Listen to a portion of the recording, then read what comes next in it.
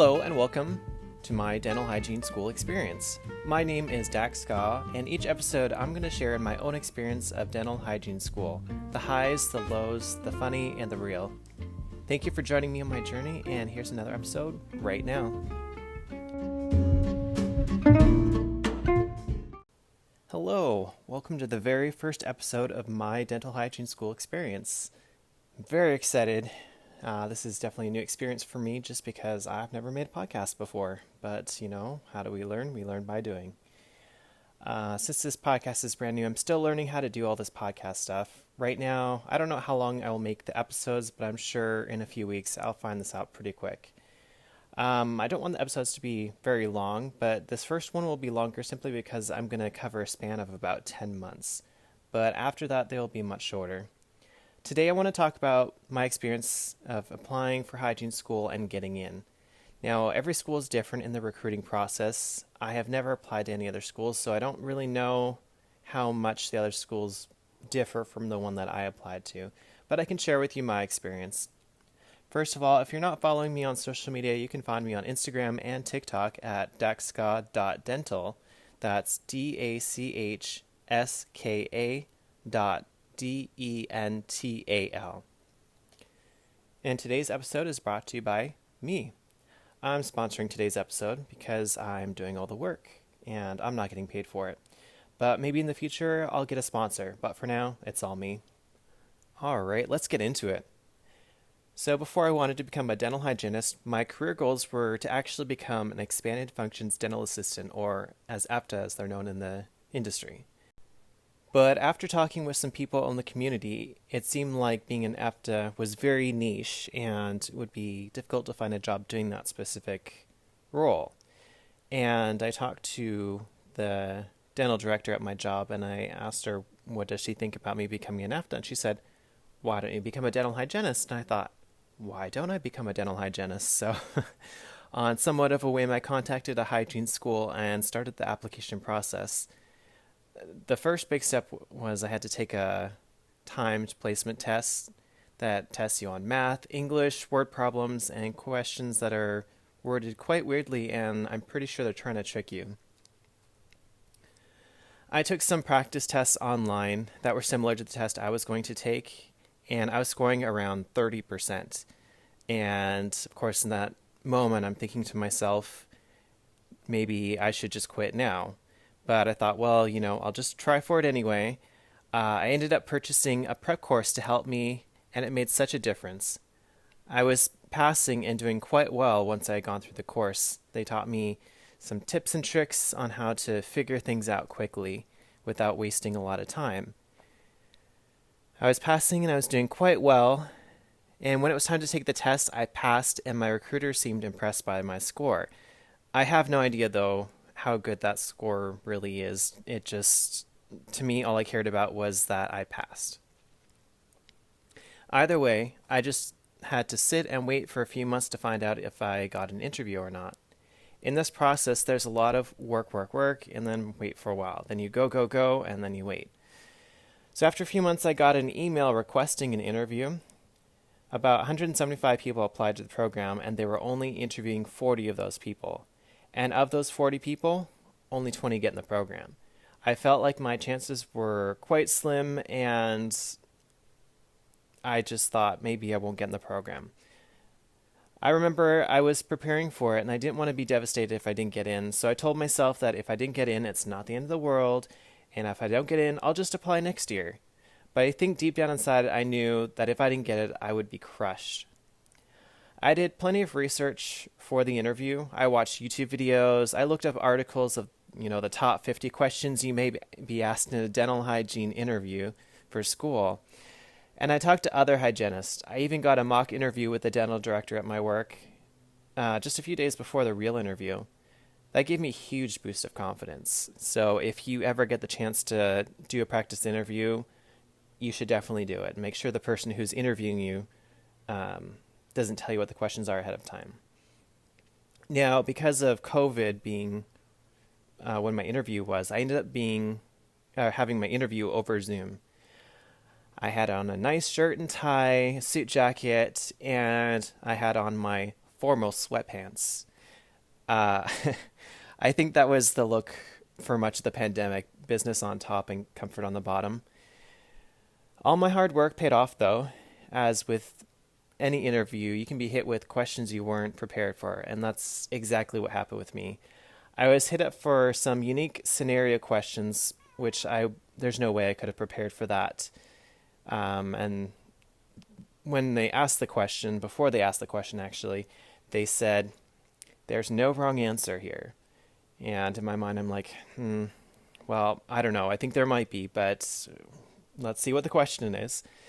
And so I won't give away what the question was, but ultimately it was a perfect storm of disasters going on around you, and how would you react to that? And so I basically said that I would start helping someone, and I would start recruiting other people to help with the helping the other people that I couldn't help myself. And I mean, I don't know if that's the answer they were looking for or not, but I mean, I did get in, thank goodness. But yeah.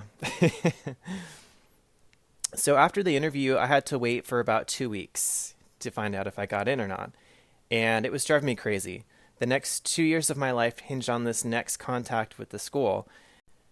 So far, all my communications with the school had been mainly by email, so I was expecting an email.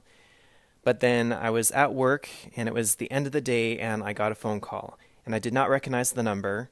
It could have been from anyone, but I knew this was no time to be screening my calls. I was going to answer that call, every call, even if it was a telemarketer, scam call, wrong number, whatever. I was going to answer that call. Now, before I got the call, I decided I want my wife to be the first person to know. And since my wife was still at work when I got the call, which I got in, obviously, I didn't want my coworkers to know. And so I had to run down the hallway when I got the call because I was at work.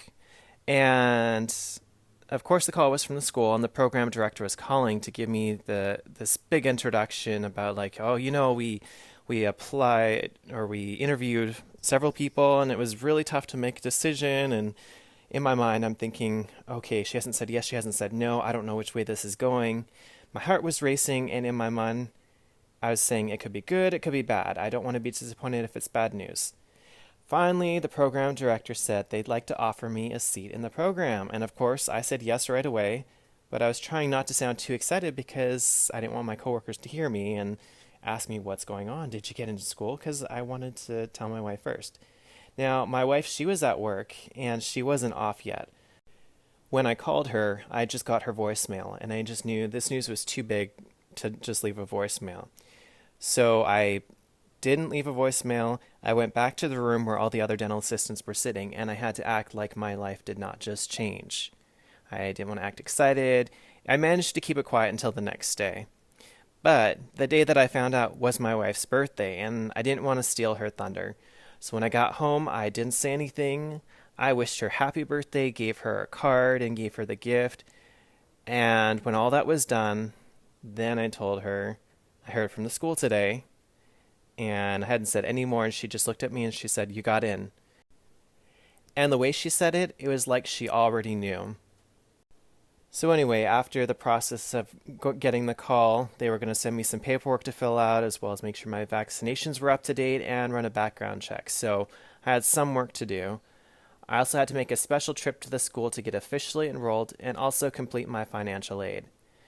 Once I got that squared away, I just had to wait and wait. And I was ready for the program to start. Then came the day where I left my job. Now, at the time of this recording, this was just last week, so it's still kind of fresh. But on my last day, my company had an all-employee meeting, and I chose that to be my last day on purpose. And it actually turned out to be a great idea because I got to see people from other departments and get pictures with everyone.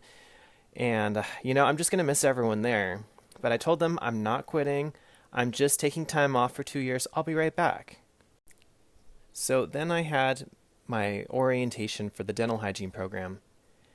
Now I have the opportunity to commute for 1.5 hours, and that's without traffic. And now I say opportunity because that's what you call things when you don't want to do them.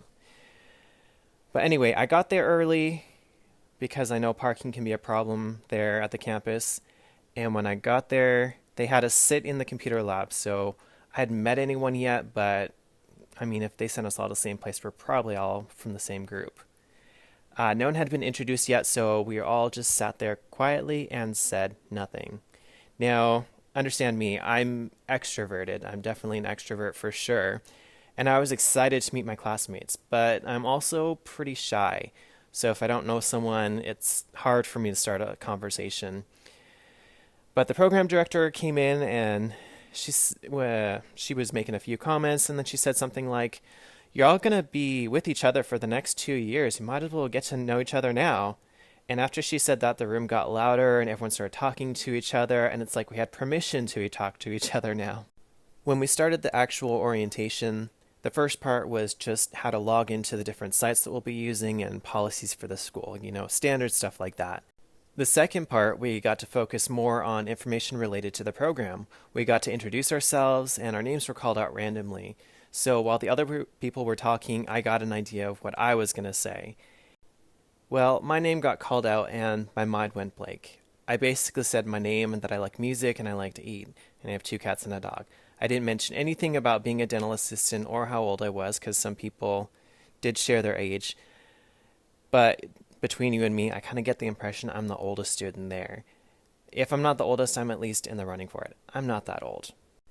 Anyway, first impressions are important, and I feel really good about my classmates. I think it's going to be a good group, and now that I've met my classmates, I'm no longer nervous about starting the program. After that, I had the opportunity to drive home in rush hour traffic. It took me 2 hours, and I am so over sitting right now. I did listen to a podcast that made the commute a little less boring. Now, classes aren't for another 2 weeks, so until then, I've been told to live it up because for the next 2 years, I'm going to be very busy. Anyway, that's all for today. Thank you for sticking with me to the end of the episode. I'm Dax Ska, and you can find me on Instagram and TikTok. My handle is daxska.dental. That's DACHSKA.DENTAL on both platforms. If you want to send me a question, you can send me an email at daxskadental@gmail.com. Might be fun to do a Q&A. Once again, thank you for listening, and I'll meet you back here for another episode.